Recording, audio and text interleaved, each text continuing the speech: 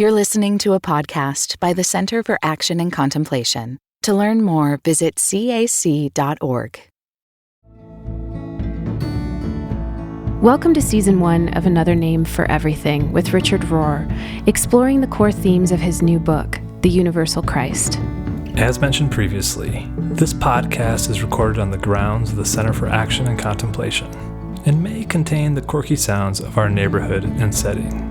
We are your hosts. I'm Paul Swanson. And I'm Bree Stoner. We're staff members of the Center for Action and Contemplation and students of this contemplative path, trying our best to live the wisdom of this tradition amidst neighborhood dogs' incessant barking, sleepless nights, and the shifting state of our world. This is the 10th of 12 weekly episodes. Today, we will be discussing Chapter 16, Transformation and Contemplation. In this conversation, we explore the role of contemplation in rewiring us to be able to perceive and live from the universal Christ. One more thing before we get started. Bree and I are having a blast being in conversation with Richard, and we would love to hear what questions are arising for you as you listen to this podcast or read the book. So if you have a burning question related to the themes of the Universal Christ that just won't leave you alone, head over to cac.org/podcast and follow the instructions there to submit your question. After this season is over, we'll sift through the submissions, pour a glass of something tasty, ask Richard your questions, and then share his responses with all of you.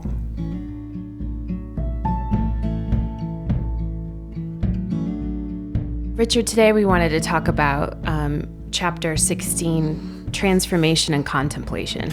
Okay. We're going to get right into the good stuff now. Good. And you start this chapter talking about the fact that the idea of a cosmic or universal Christ is really challenging for us because we're operating with the wrong software, to put it one way. Sure. How would you describe our normal operating system and how contemplation can help update our software?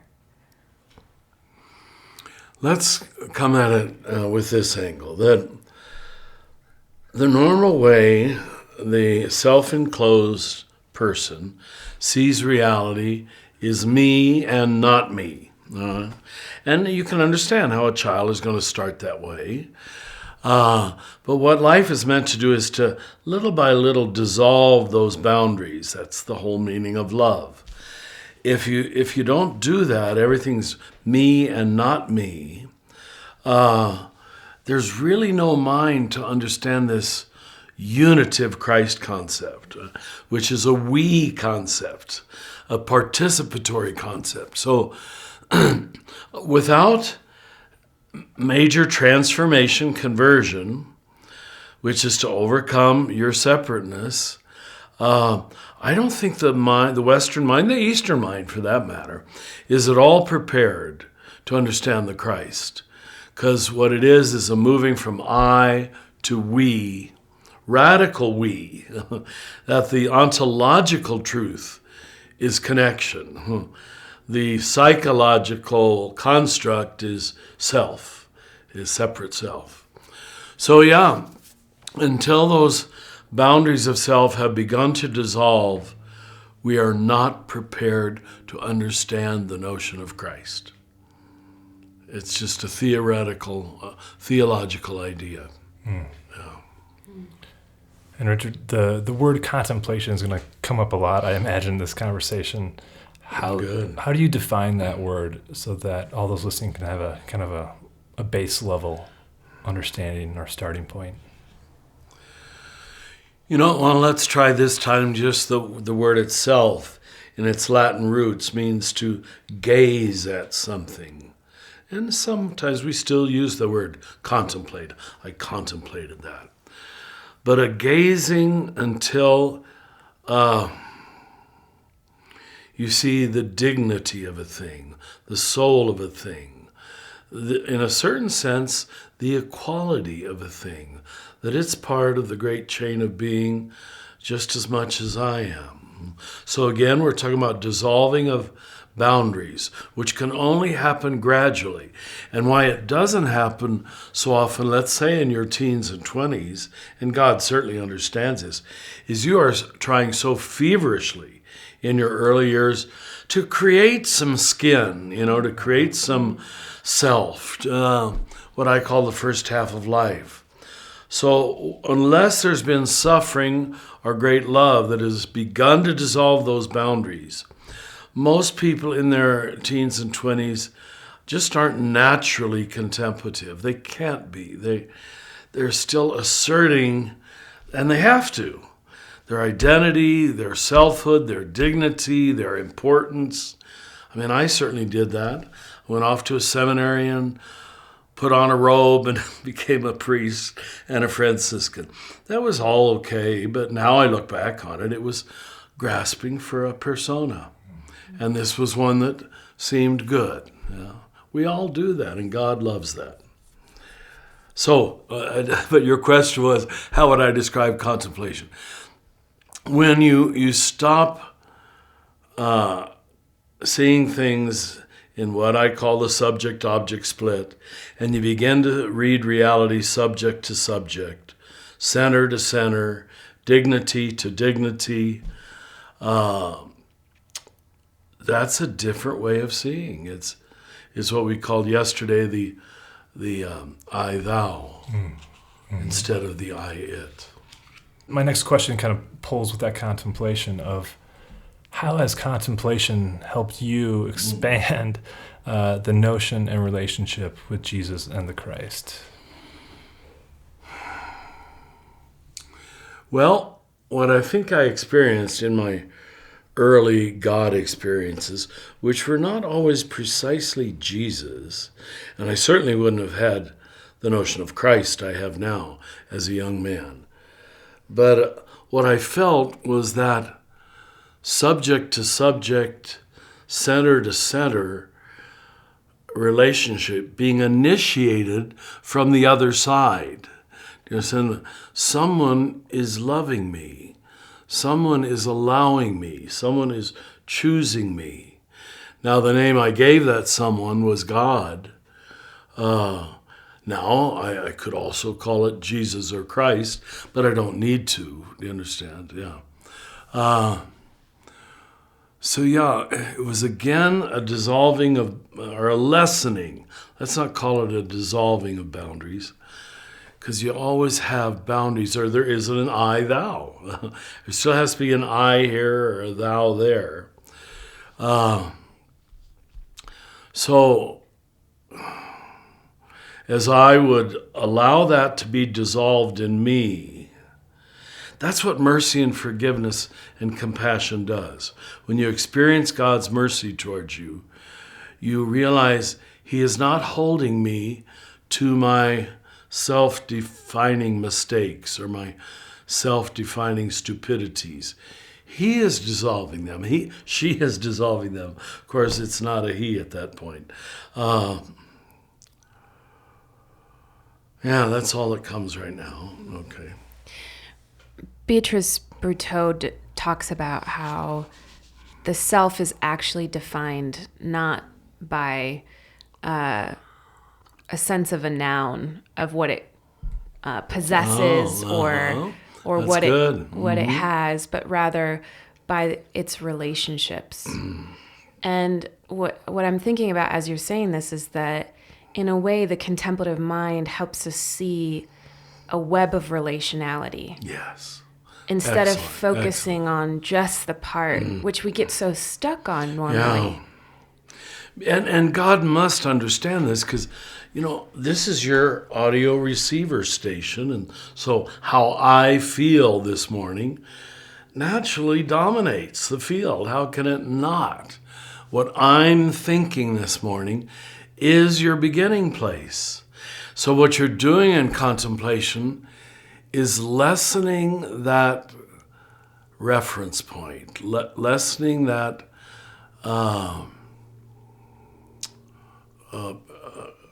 perspective by allowing the self to expand. Where you, again, I'm repeating myself, but where you see reality through a radical connectedness. It's not just relationship, but it's the quality of your relationship. The the trustfulness of it, the warmth of it, the trust of it. So, I think a lot of people have had a relationship with God, but you find out when you do spiritual direction, the God they had relationship with was toxic, was a torturer, it was all fear-based. So you can't just say relationship, you have to say the quality of relationship. Now that, of course, brings me theologically back to the Trinity, that the quality of the relationship between the three is one of infinite self-emptying and infinite outpouring. If that's the template of reality, then all we can do is try to imitate that. Try. We never succeed, of course. So would you say that a marker of a contemplative life is the outflow of that kind of Trinitarian creativity, generativity from love, not just for the sake of, creating, but rather for the sake of giving oneself. That's good.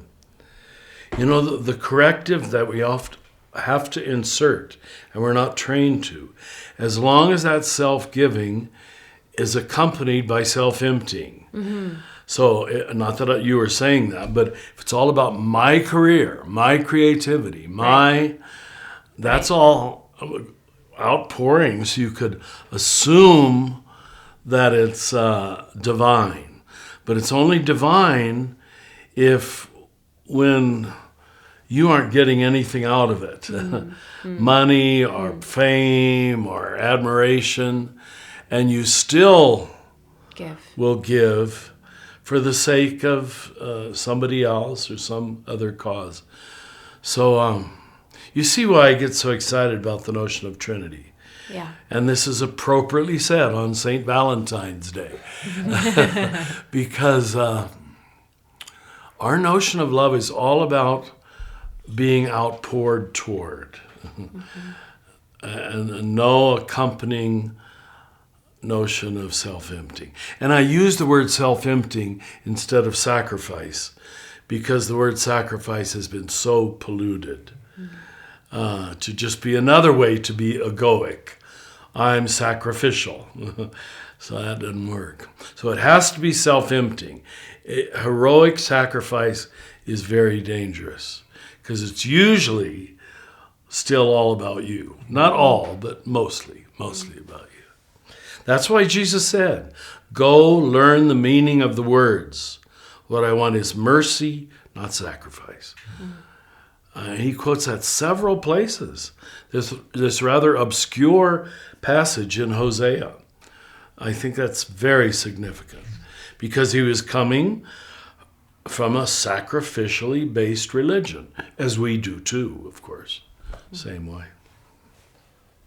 This brings to mind, Richard, the first question I asked you in our first episode, where I asked you, how do you explain Christ to a child?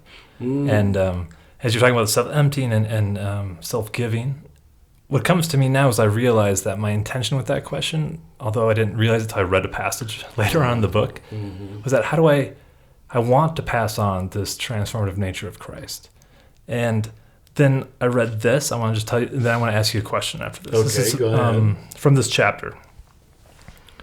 We can begin to understand that the Christ mystery is not something we need to prove or even can prove, but a broad field that we can recognize for ourselves when we see in a contemplative way, which often we see more symbolic and intuitive than merely rational. Yeah.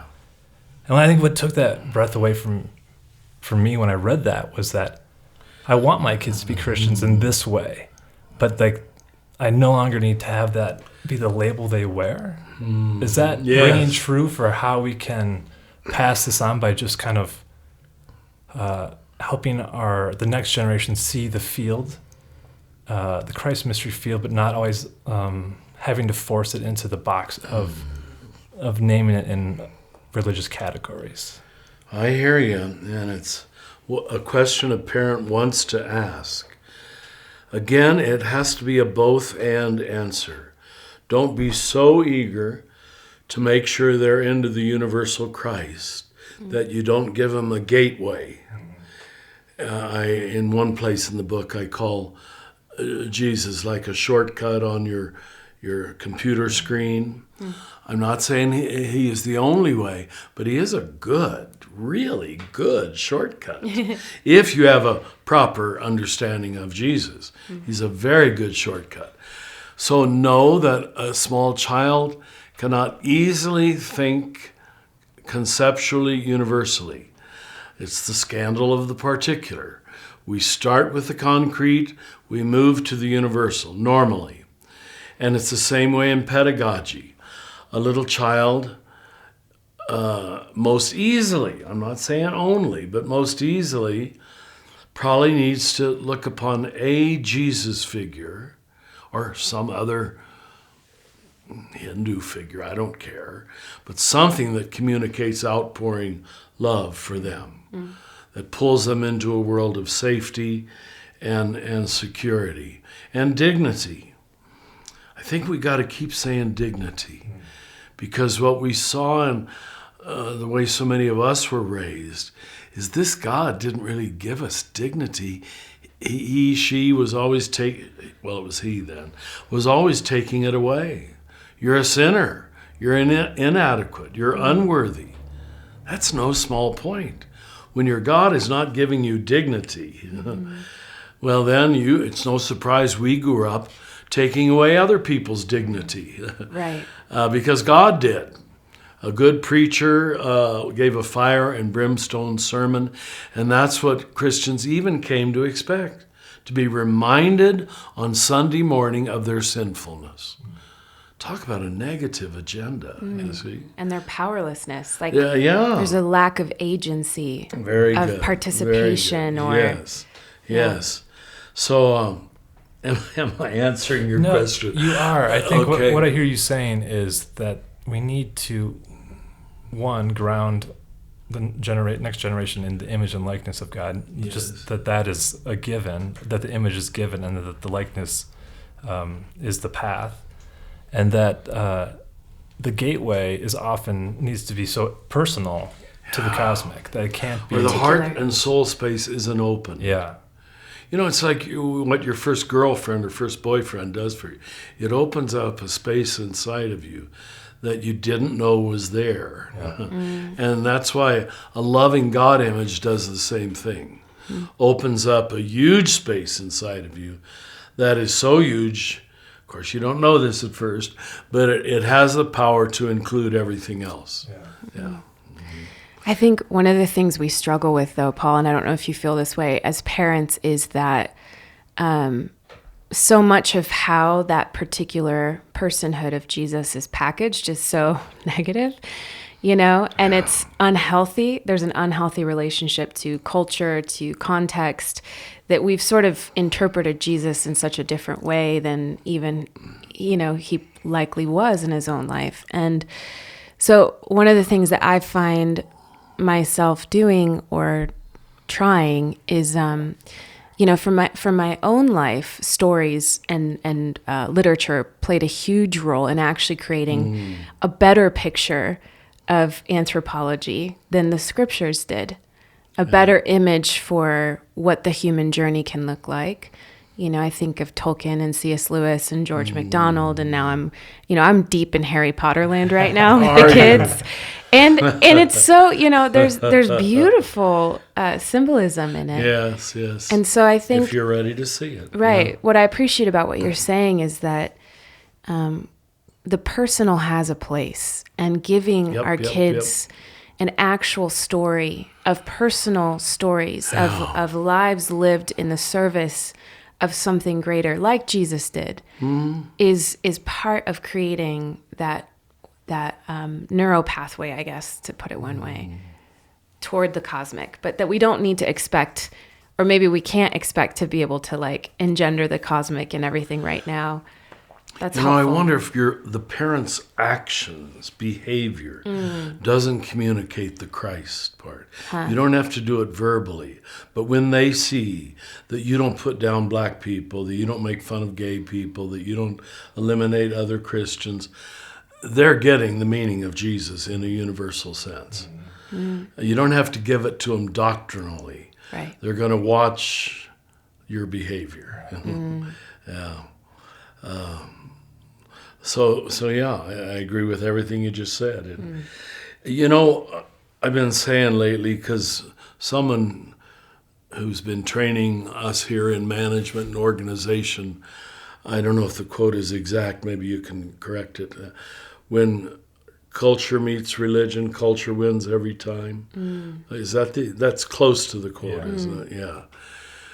I don't think we knew how true that was, that again and again, it wasn't the gospel, is the way we had already framed reality.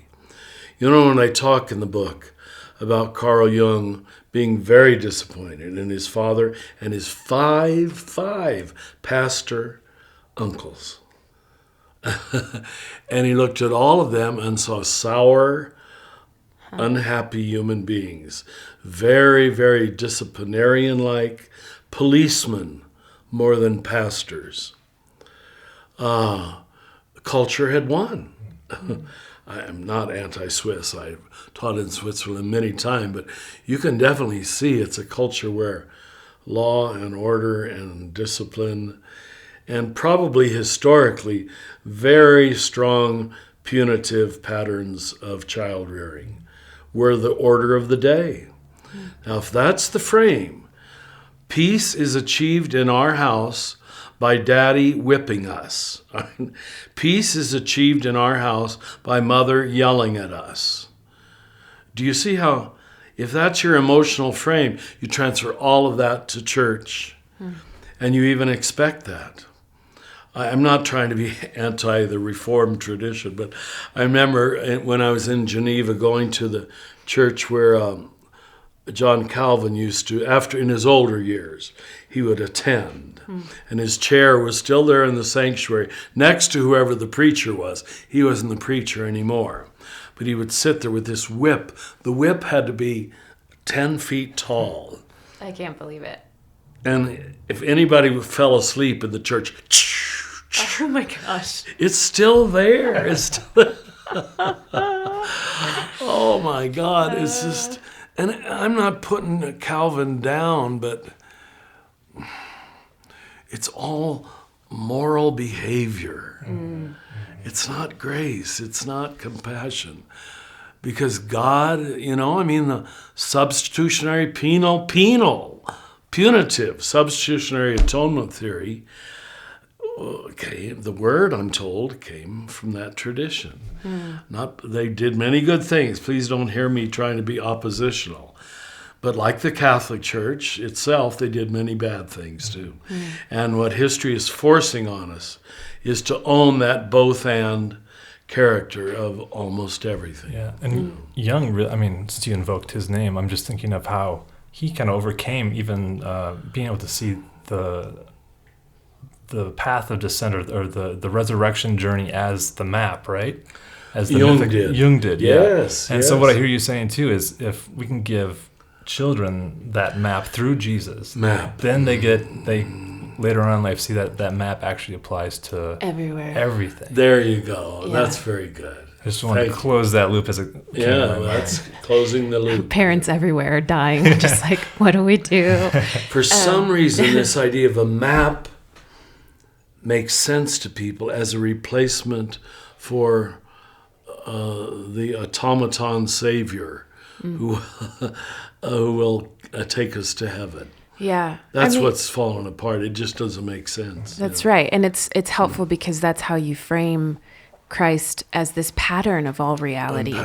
So then we can see it everywhere and we can experience it everywhere. But I'm realizing that as you're describing this kind of transactionalism in religion and in the Christian religion, how much a product of our binary minds that is, and how inadequate that kind of transactional mentality is to deal with mysteries such as love and suffering. And I want to read this line where you say, the binary mind, good for rational thinking, finds itself totally out of its league in dealing with things like love, death, suffering, infinity, God, sexuality, or mystery in general. And you often say that our gateways to transformation are great love and great suffering. And is that because those experiences short circuit that tendency to try to turn everything into a binary transaction? Yeah. I'm going to quote you on that. I love your use of the term short circuit, because that's exactly what they do. When you're in the middle of great love, great suffering, the binary mind isn't helpful, isn't useful, it's like regressing. But the trouble is, as you've heard me say, that wonderful temporary unitive consciousness that you don't even know you're enjoying temporarily. You're just enjoying it, but you don't stand back enough to know I'm thinking unitively right now. It usually cannot be maintained. In fact, I'm going to say it never can be maintained. Mm-hmm. You will always slip back the next morning into the first thing that irritates you, or your old resentments toward this person, or whatever it might be. No, that's very well said. So if I don't say it that way, and that's not the only reason I'm saying it, but we don't have a natural religion that was available to the Stone Age people, to the Mayans, to the Celts, to the Babylonians. But great love and great suffering were available to all human beings, maybe in a rudimentary way by a Stone Age person. I don't know what their level of consciousness was, but they're seeking to take care of their little babies, you know. They're sticking together with one another through tremendous hardship. That was their path to God. And suddenly, you know, it's one coherent universe. We're still, you know, millennia later, trying to learn how to do great love and great suffering. And I would say, it goes so far as to say, those are the only real messages religion has. How to do love and death or suffering. When we're not talking about those two, we're not talking. So I'm afraid I'm overusing the terms, but it removes us from automatic heavenly transactions that we're supposed to believe to a path where we really change at a cellular level, at a mental level. We process reality differently if we can maintain what we momentarily experienced in great love and great suffering. And that, as you know, is the only function of practices. If we don't say that, then, dang it, practices become another technique, an end in themselves. Do you understand? Right. I remember when I went to a Japanese Zen monastery, the moment I sat down, the abbot leaned forward, and what is your practice? And I'm not trying to put him down, but I talk about in the book how different that is from a Catholic monastery where the monk says, did they serve you lunch? So we all have our limits, I guess, but I just want to say that so we who teach contemplation don't make our preferred little method. And we Catholics did this with attending Mass every day. And it's made saints of many Catholics, but it's also become a catatonic repetition of words and formulas that precisely keep people at a lower level of love. It's just to keep reasserting how holy they are. It's still all about them, as we say. And that's the danger of any transaction. You used the wonderful word before, agency. I'm still the agent, and I'm choosing to go to Mass to prove to God my worthiness, which you already had before you went to Mass. Sure. You see? But one of the things that I appreciate about what you're saying is that if we do, so we have these kind of peak experiences of great love or great suffering, and feel that kind of, like the veil parts, we feel the interconnectedness of love in all things. And yet you're saying that the goal of practice then is to habituate ourselves to that. Perfect. To help Good rewire us to that reality, without turning the practice into the new thing. That's right. That we're That's what overly saying. worshiping. But I think it's helpful, and I guess this is a question that I have, is, discipline is important. Yep. There is a Take me place there, for that. take me there, go So ahead. what is the relationship between, what's the right relationship between practice and discipline? Because I find that a lot of us, especially in the millennial generation, we want the goods without the work. Yeah, resist the discipline. Yeah, we want the That's consciousness very true. without the time and the Yeah. practice and the discipline and the years of commitment to get us there. Yeah. I just gave this retreat for a whole bunch of Franciscans who are forming our new one national province. And there was a beautiful nature-based chapel on the grounds of the retreat house where you could look out through the big glass windows at the trees. And several times in the middle of the day when I'd go over there, for several different reasons, I would see one or the other of the old friars just sitting in that chapel.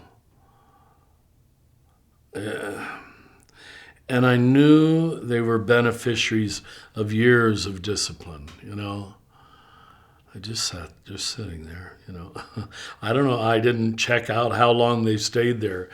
But I know there are friars who their opinion is without one full hour a day of prayer, you can't live the Christian life in any depth. Now, we've lessened it to 20 minutes in our sit, But isn't that beautiful that there were enough? And when I first joined the Franciscans, a novice in 1961, we had to be in the chapel, I guess it was 6 o'clock, and the first half hour we had to spend on our knees. The chapel was still largely dark in total silence. Now the trouble is, no one was teaching us what to do with our mind. Just kneel in the dark in silence. Well, the wonderful thing is, many good things happened. That it did for me during that very period. I don't think it did for everybody, though.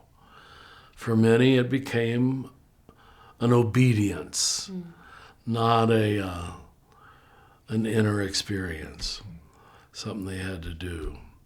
Did I answer your question? What did you say? Yeah, No. just the relationship. No, you're getting there. The relationship, what's a healthy relationship to discipline? Oh, to discipline, 'Cause yeah. we almost want to just throw that Yeah, away, but I feel yeah. that the monastic traditions gave us such a Gave model. us, yeah, There is a model role for of it. that. There is a place for it.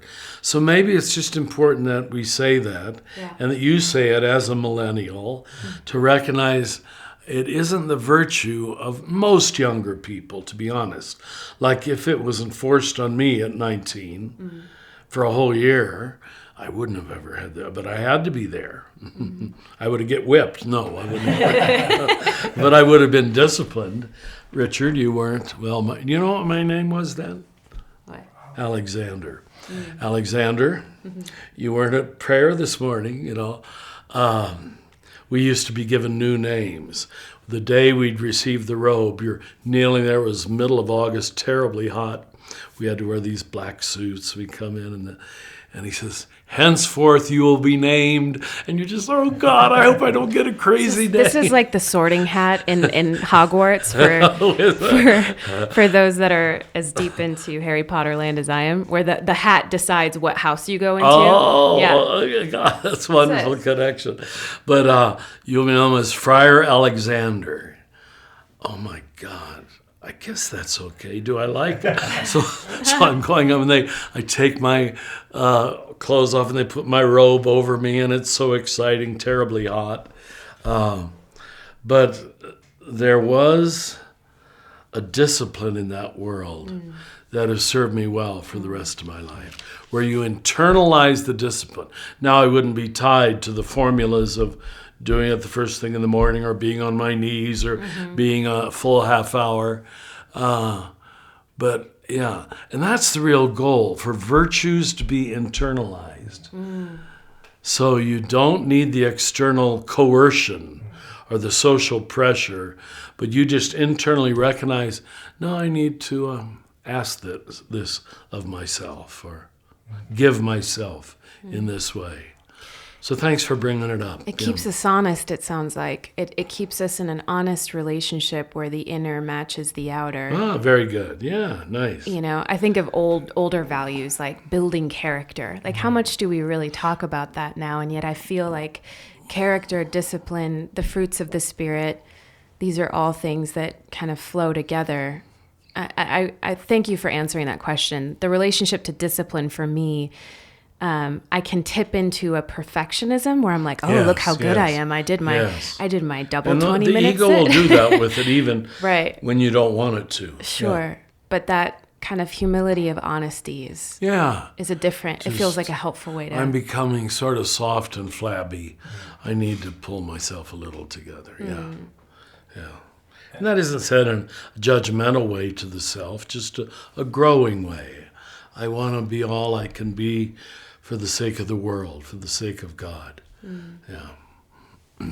And part of what you're saying with that discipline is it freed you from the rigidity of it, but it also grounded you in something to return to. And I think about how you say in the book that, I'm still in the theme of great love and great suffering, as those great teachers that we are able to go to the depths of spiritual things. And then practice you name as kind of this daily bread that we must kind of return to. And there's the discipline aspect of that.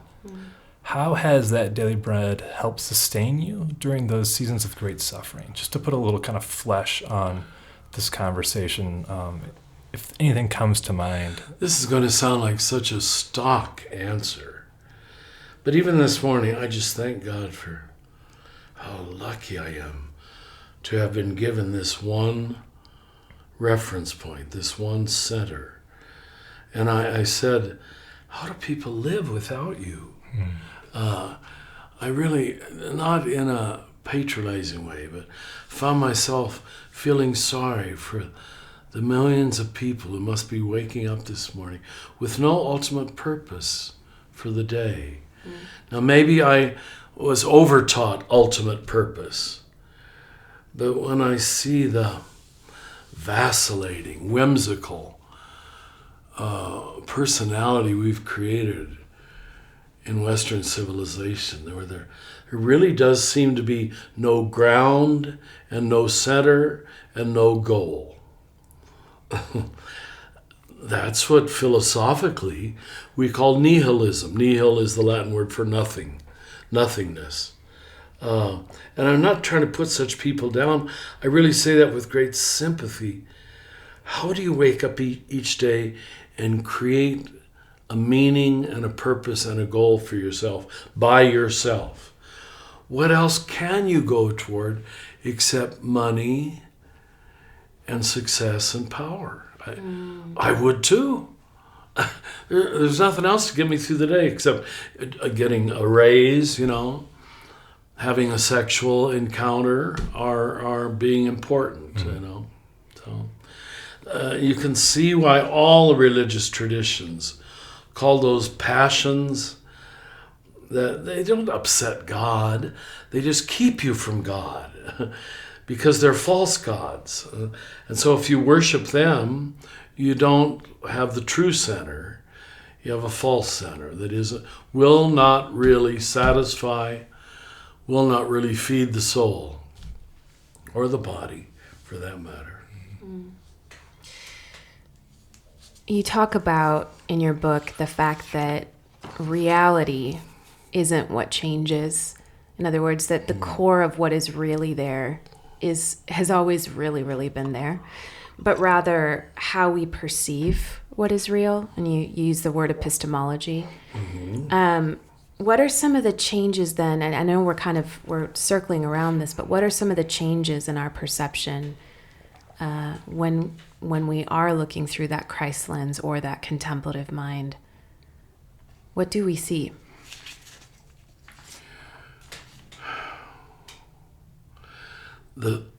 the self in a certain real sense doesn't die, it disappears.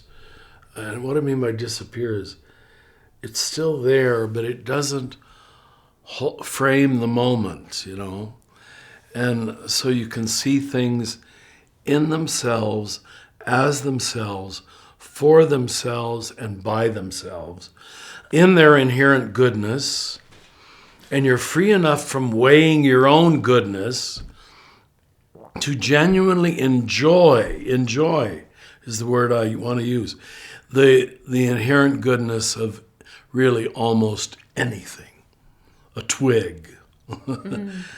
If you contemplate it, which means to look at it until you can appreciate it, you gaze at it until it becomes beautiful, you look at it until it shows its inherent worthiness, apart from that it's going to make me money, or allow me firewood for tonight, or all of those might be okay, but the contemplative mind moves beyond that. And so you see how this destroys all attempts to manipulate reality. It's been disappointing me over the years, I guess because I became fairly well known at one point, that there were a number of people who entered my life, and only years later did I grossly discover that I was being used for their own personal advancement. Oh, that was like a knife in the heart, But I don't hate them for it, but I just realized that was their whole approach to life. We call it opportunism. Everything is opportunistic. Even friendship, even relationship is, to get close to Richard Rohr is, they thought, it really isn't, but is going to get me somewhere. We almost all have to be purified of that manipulative, opportunistic level of motivation, which we all start with. But I'm just amazed how it maintains itself in our culture. Yeah. That we could have a president, who seems to know no worldview beyond winning. He turns everything back, everything, and I'm not exaggerating, to winning or losing. That's the hell of the self as an absolute reference point.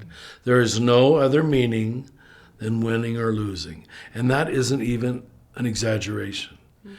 And he surrounded his entire office with similar people. It's like a whole worldview of I, it, right? That's subject, right. Object. Excellent.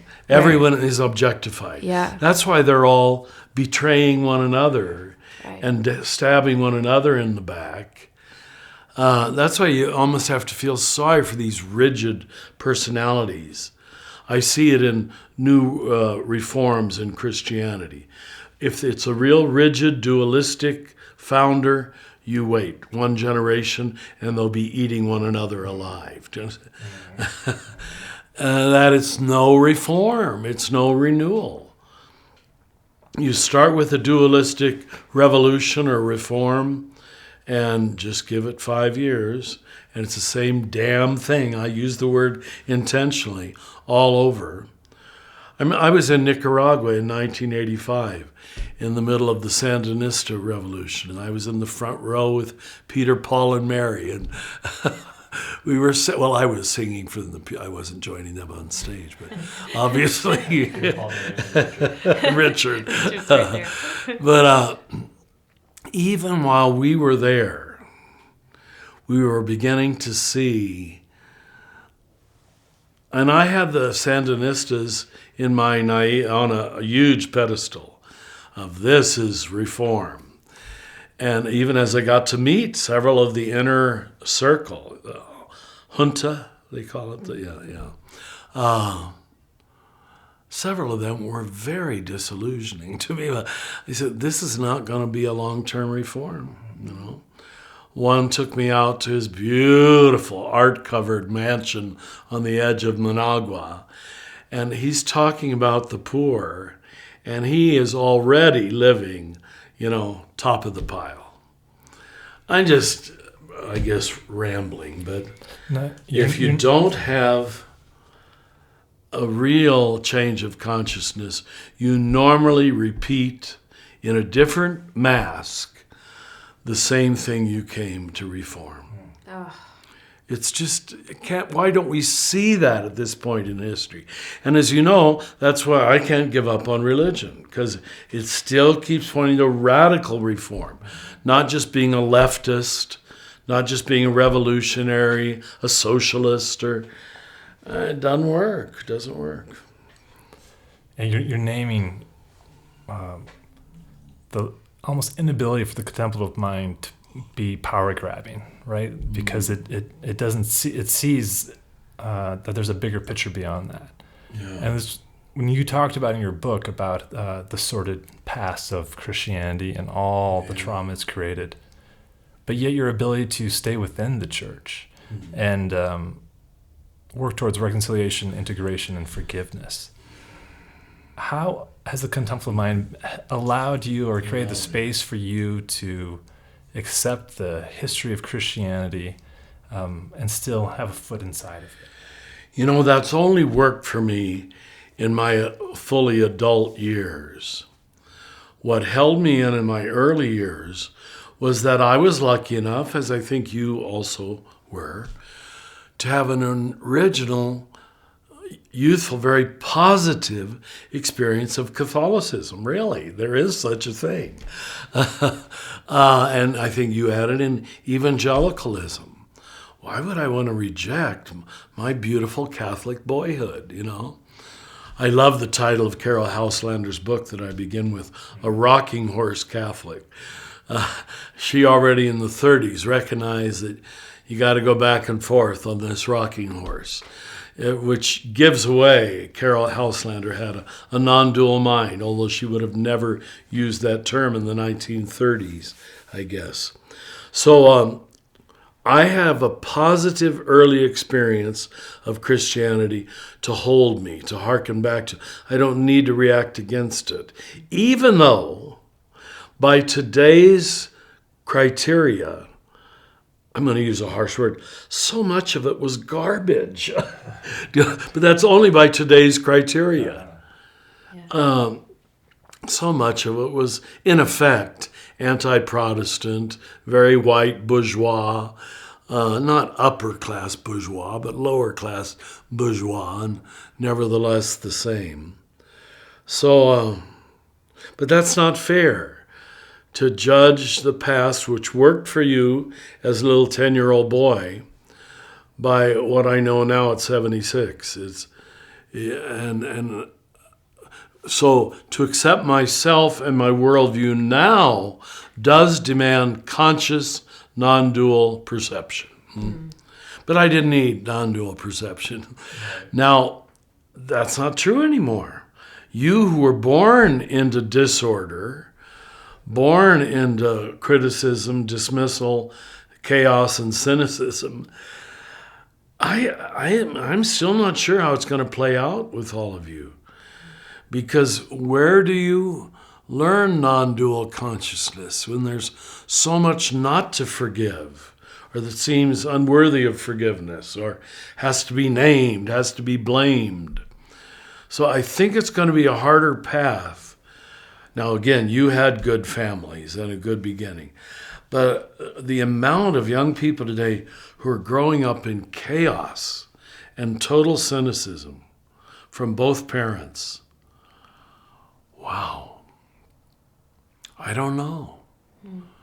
I don't know, because what I usually find them doing is they are so desperate for order by the age of 30 that they manufacture order and revolve their whole world around one thing, like tattoos.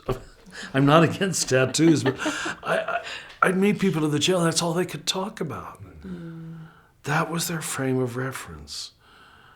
If you do not discover true transcendence, you will become transcendental about something that isn't transcendent.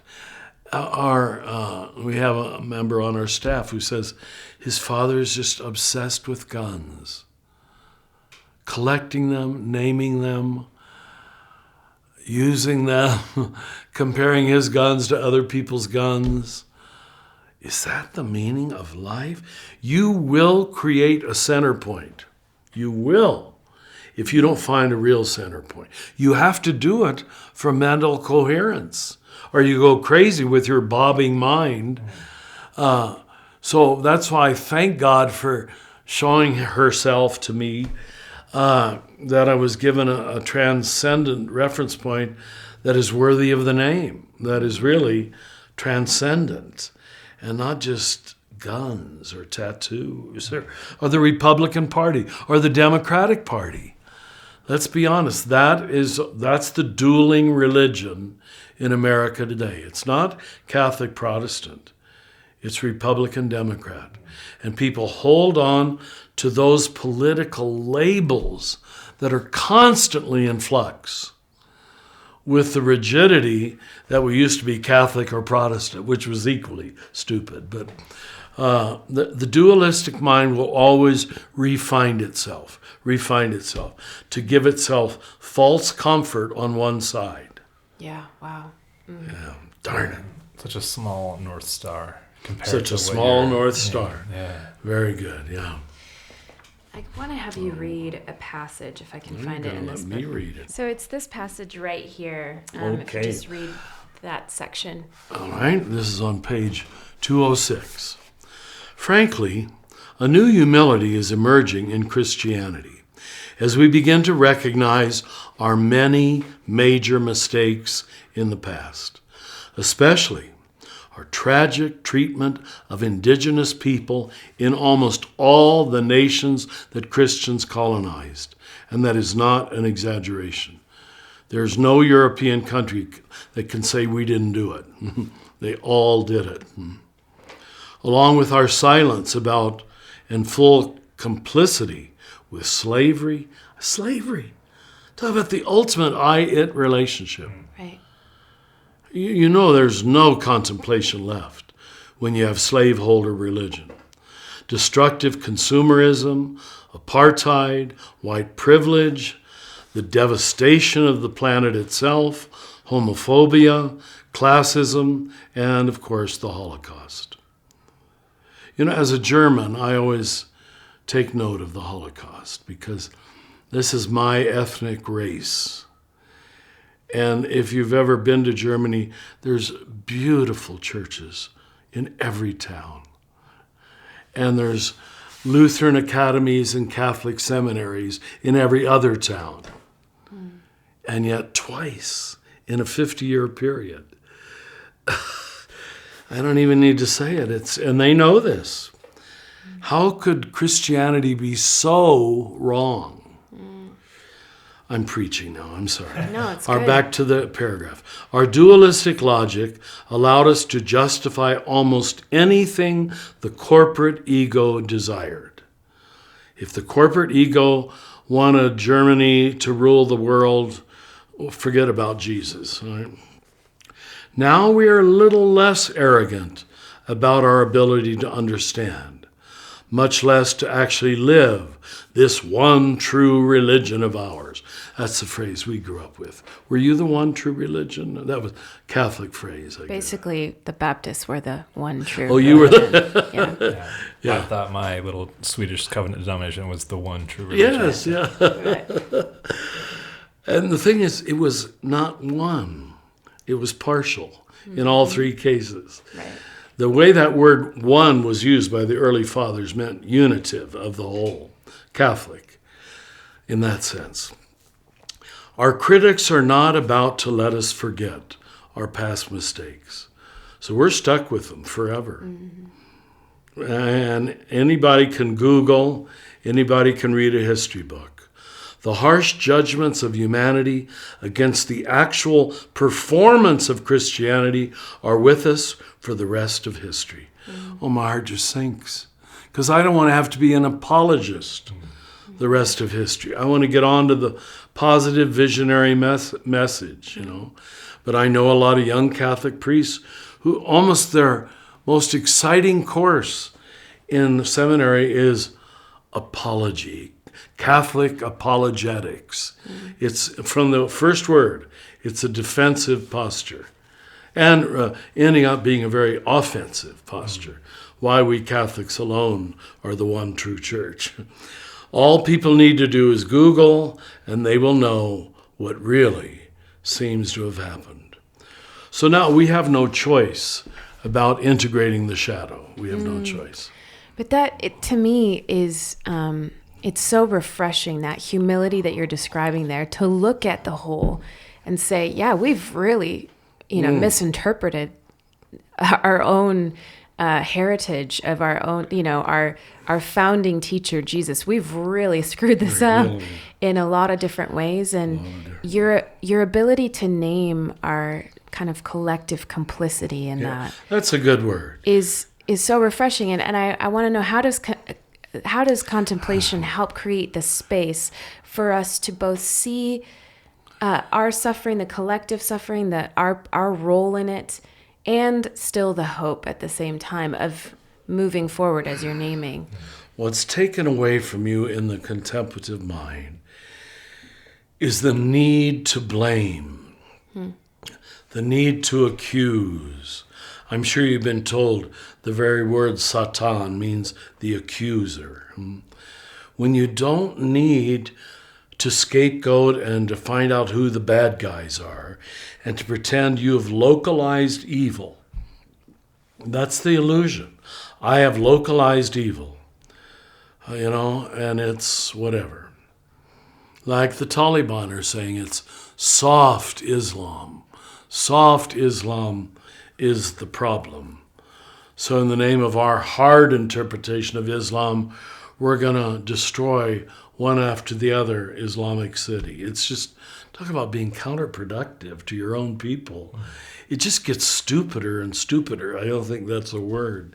But once you don't need to blame, once you don't need to scapegoat and localize evil elsewhere, I can't exaggerate what a freedom that is.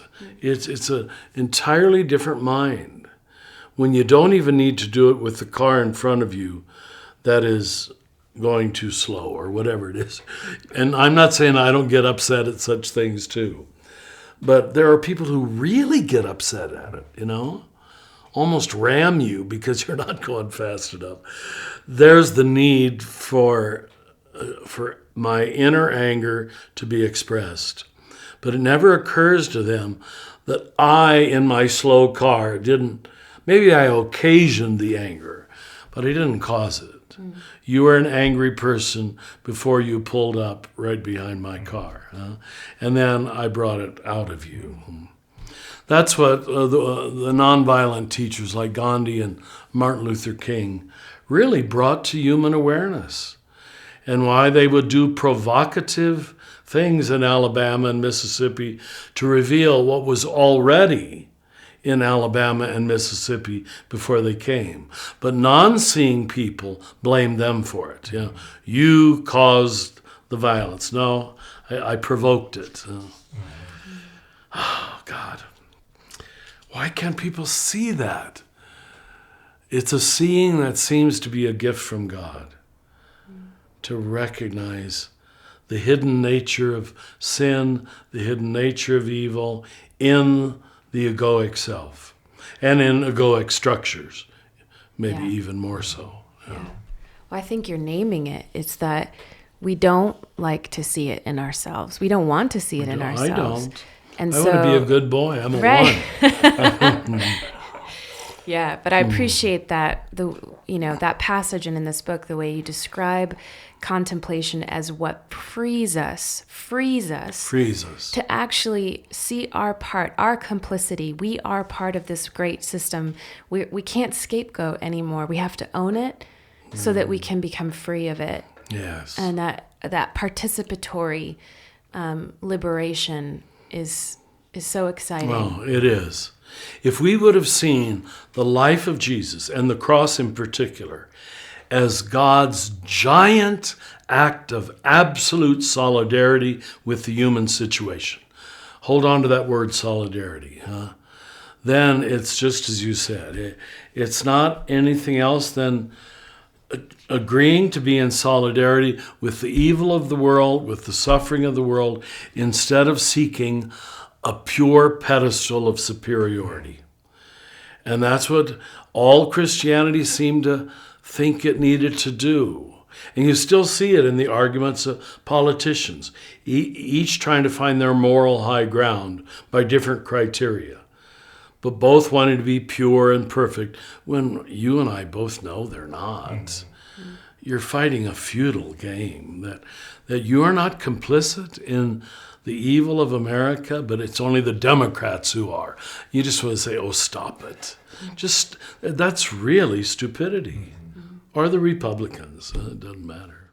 I'm going to jump here, Richard, to what you teach at the Living School for Action and Contemplation, our flagship program here, of what you teach students during their first kind of on-site intensive with you during their first year, which you call your methodology. Can you give a kind of an methodology? Is that what you said? Your methodology, of experience, scripture, and tradition. Can you just give like a brief, why is it so important for folks to understand as they begin this work on this resurrection journey? Yeah, this is what I start with the very first day. And what is our methodology? By what authority does Richard say the things he says? Who do you think you are? A man of minimal intelligence in the United States of America, white privileged cleric, Unless I can know that what I'm saying is not my own, but I am communicating from a larger lineage that was punctuated again and again and again. Now that's what we call the perennial tradition. So the words that were fought about so much in Christian history were scripture or tradition, endlessly. And of course, good old Luther comes along, sola scriptura, only scripture. And we good Catholics fought him back and in effect said only tradition. What we have done in the past is the way it always will and always should be and so forth, That became the usual law of two, endless argument that goes nowhere. And the evangelicals dug their heels more into sola scriptura, which created, frankly, modern fundamentalism. Because if you think you can only prove things by a line from the Bible, your bandwidth of available authority and source for truth is so narrow. It's just, my God, you're going to create anti-intellectual people. I don't know what else to say. Unthinking people. By the same token, if you Catholics keep thinking tradition is the way you did it in Portugal, or the way you did it in the Netherlands when you were growing up in the 1940s, that's not tradition. That's custom. And we confuse custom with tradition. That was our Catholic sin. So what neither group recognized, and this might be the important insight that the students almost just seem to nod whenever I say it, is that neither the Catholic school or the Protestant school recognized that they were using scripture and using tradition through their personal experience, but didn't have the honesty or the tools to recognize that, the filters to recognize.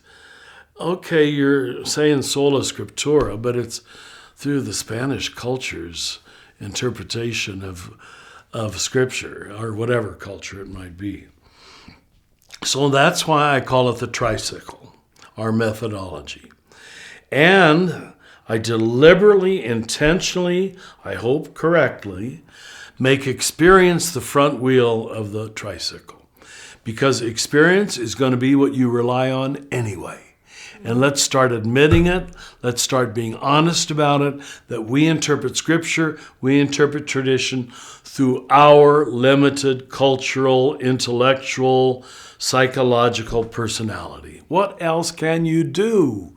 And God is humble enough to deal with that. So I can almost feel the relief in the room when you say that to students. But see, I've got to emphasize, we weren't taught that. We Catholics were told not to trust our experience, even though we did anyway, but to trust the Pope's experience, or the bishop, or the priest. It was all top down. Protestants, starting strongly with Luther, when you say sola scriptura, that's a basis for dualistic thinking. You're being taught dualistic. Don't look at tradition. There is no perennial tradition. There's only the isolated believer with his little Bible. And so there's some truth, that not an entire truth, but that Protestantism was the birth of individualism, because I didn't need community. All I needed was me and my Bible and my sola scriptura text. So once we have the tools, as we do now, for allowing you to filter, to process your own experience by things like spiritual direction, therapy, psychology, spiral dynamics, the Enneagram, the Myers-Briggs personality profile. I mean, you all have 10 filters by which you can say, okay, maybe this isn't pure experience. This is my experience. Now we can put experience back on the front wheel. Then I find they can well carry, or experience filtered, can well carry Scripture and tradition. And the three, in the long run, the three wheels, balance, check out, self-correct one another. And I think it gives you a very good basis for truth, spiritual truth. I'm not talking about medical truth. And that's a distinction we didn't often make. Spiritual truth, all right? That spiritual truth, if it's not just yours and your filter is critiqued, it is constantly in dialogue with the Judeo-Christian scriptures, and also honest enough about the whole tradition. So you've been in the class, well, both of you have, where I give you that diagram of the river, and a lot of people have never seen the whole river.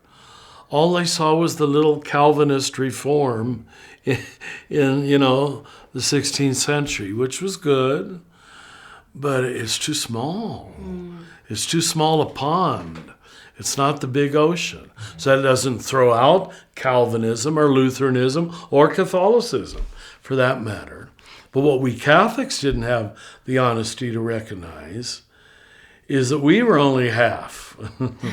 That we had excommunicated the Eastern Church. So all of us made the same mistake. We substituted our part for the whole. Now, in sympathy, they didn't have access to the whole the way we do today. So I can't hate them and think they were all stupid. They didn't have Google. It's interesting. 2 points. One is that we do tend to substitute the part for the whole. In other words, we project our experience or our lens onto the whole thing. The other thing that I appreciate about your methodology, Richard, is that a tricycle is in motion.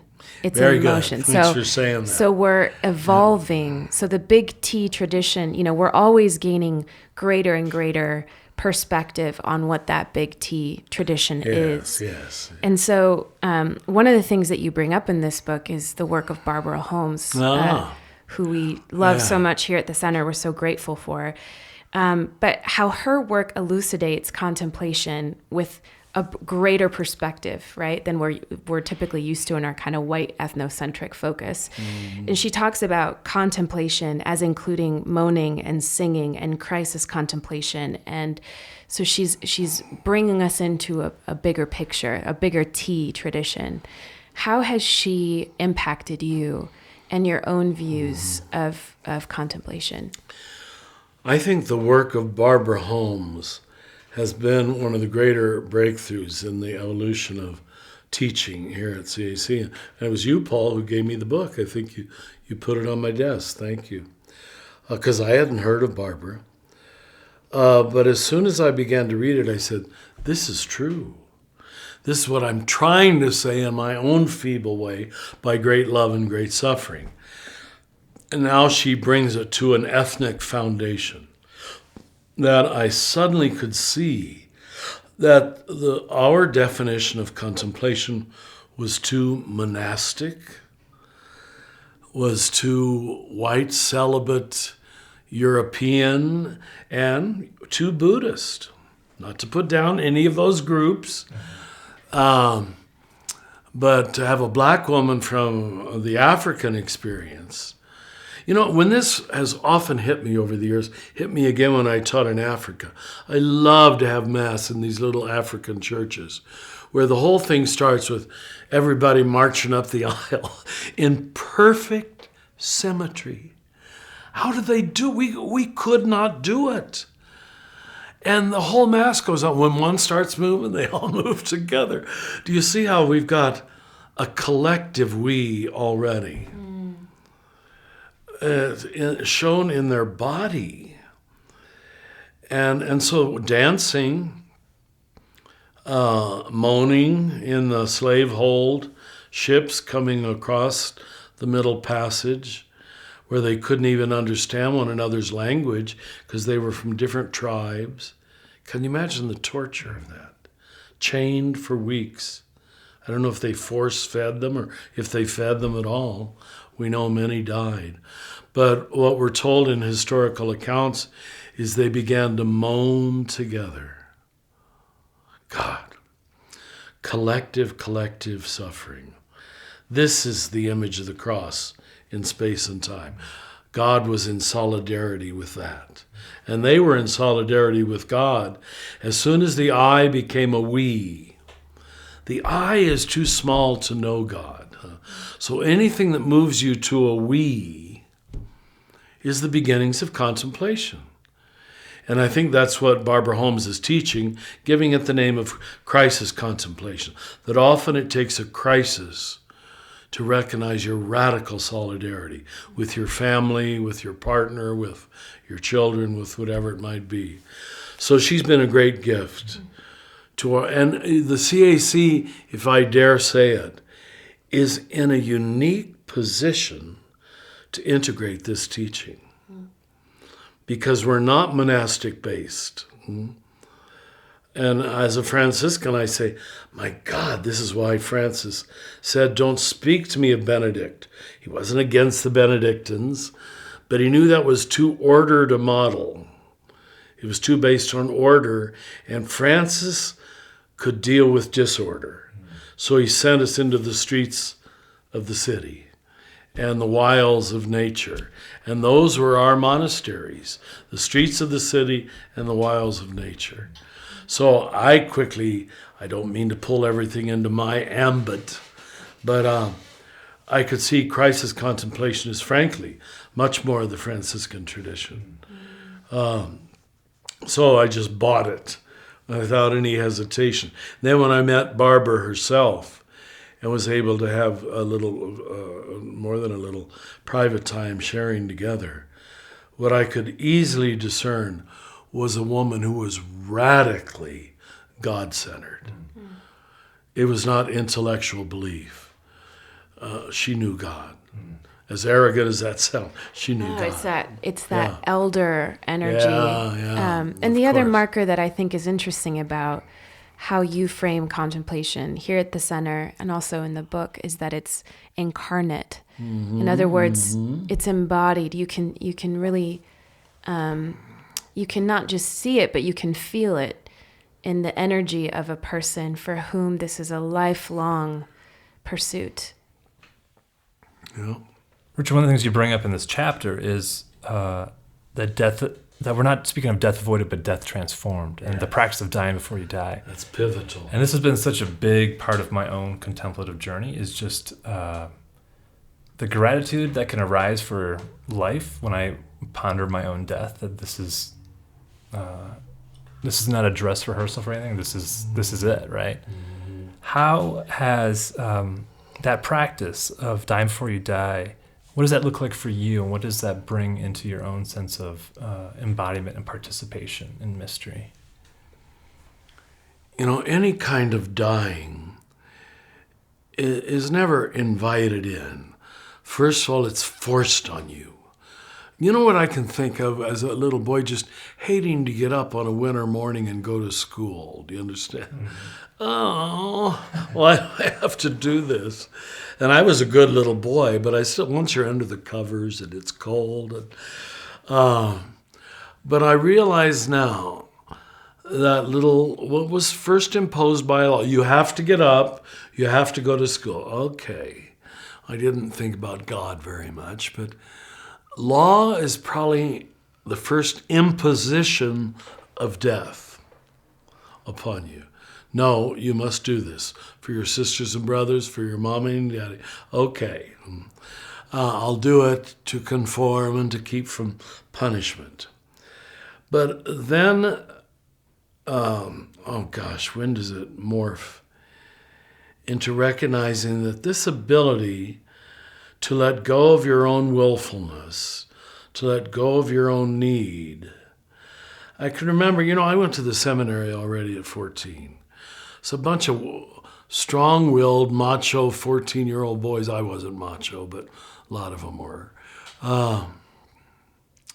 All being very willful and wanting to win and wanting to be the smartest boy in class. That then I just in inkling ways began to recognize the only way community's ever going to happen in this place is I have to decide real early not to always have my way, or not to always be right, or not to always be first. So it morphed a little farther into choicefulness, into consciousness. Then when I was pastor of the lay community in Cincinnati, the New Jerusalem, I spent half of most working days just doing counseling, marriage counseling, counseling about all the problems young people have.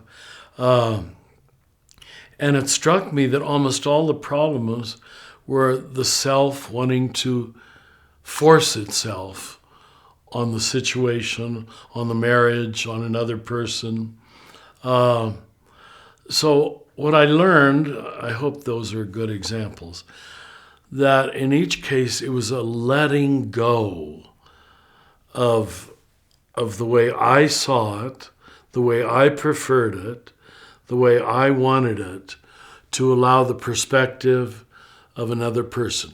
But every time, and still to this day, that feels like dying. It feels unfair. Dang it, why do I have to give up? It feels almost wrong. Well, I'm a person. I have rights too. And if you give in to those voices too quickly, you'll never surrender your ego boundaries.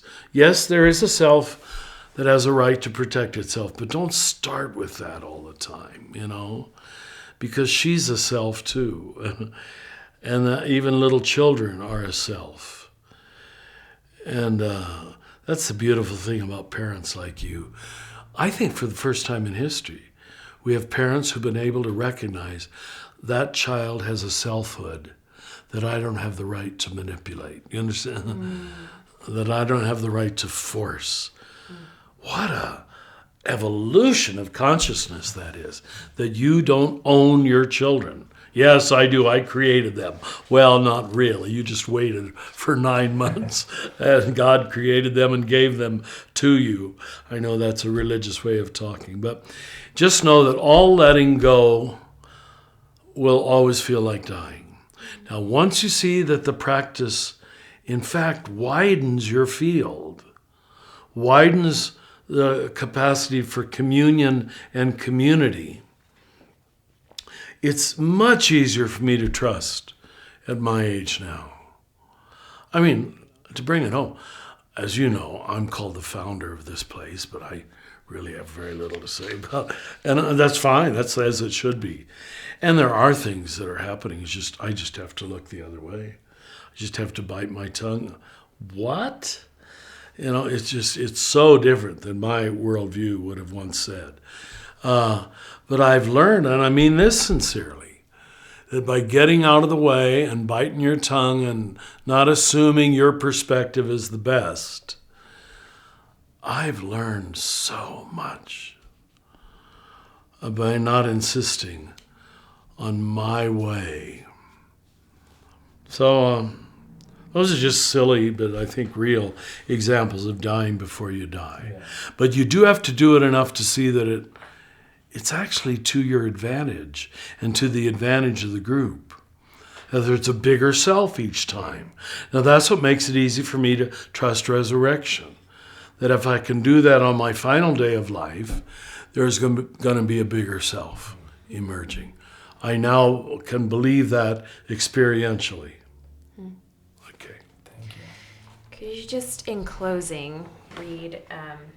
the end of the book, huh? The sort of end of the book. You have a couple great endings in there. Yes.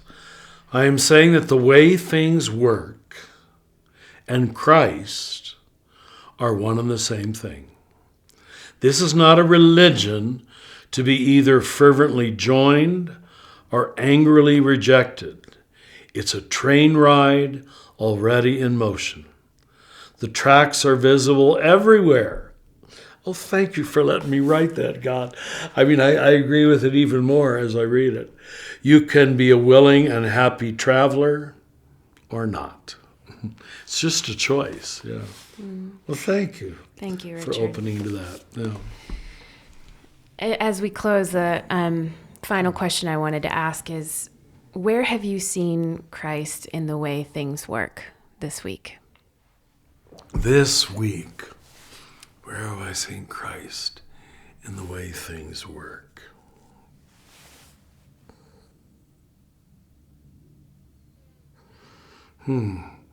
First things that come to mind are stupid.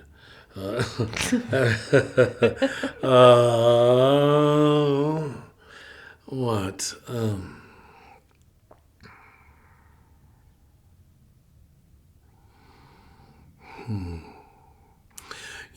About 2 years ago, I began to accept that doctors were apparently going to be a regular part of my life. I used to just hate my yearly physical. Oh, God, got to do my yearly physical again. Now it's every other week, another doctor. Once I can accept the luxury that I even have to go to a doctor, that how many people in Asia and Africa and Latin America have all the diseases I have, but don't have a doctor. I was able to, now I don't fight going to the doctor, or resent it, or even resist it. Now, what I'm trying to describe is an inner experience of death and resurrection. What I once resented is now become okay. It's the way things work. This is the way your life has unfolded. Now, almost every other week, you have to go to a doctor for something. And I'm getting to know them personally, and they're getting to know me and the nurses, and it's all becoming sort of personal, another community that's really rather sweet. In fact, when I went 2 days ago to the dermatologist to take these spots off my head, the nurse who's leading me in, she says, "We just love your voicemail." I said, "How do you know who I am?" She says, "Oh, we all joke about your voicemail." I mean, I guess I say something real happy. "This is Richard Rohr." I don't know. She says, "No one else sounds as happy in their voicemail as you do." It's just neat to see how you can create community wherever you go if you move beyond this formality to those little personal things, So doctors in the world of hospitals and doctors' offices are a new resurrection in my life. So who am I to complain. It's just luxury upon luxury, gift upon gift, grace upon grace, even all my health problems. So, did that respond to your question? It did. Okay. Thank you, Richard. Yeah, thanks. You're welcome. Thank you. The beautiful music you're listening to is provided by Bird Talker. Another Name for Everything with Richard Rohr is produced by the Center for Action and Contemplation, thanks to the generosity of our donors. If you're enjoying this podcast, consider rating it or sharing it with a friend to help create a bigger and more inclusive community. To learn more about Father Richard and to receive his free daily meditations in your electronic mailbox, visit cac.org. If you want to learn about these ideas in more depth, check out the Universal Christ Resource Collection at universalchrist.org. From the high desert of New Mexico, we wish you peace and every good.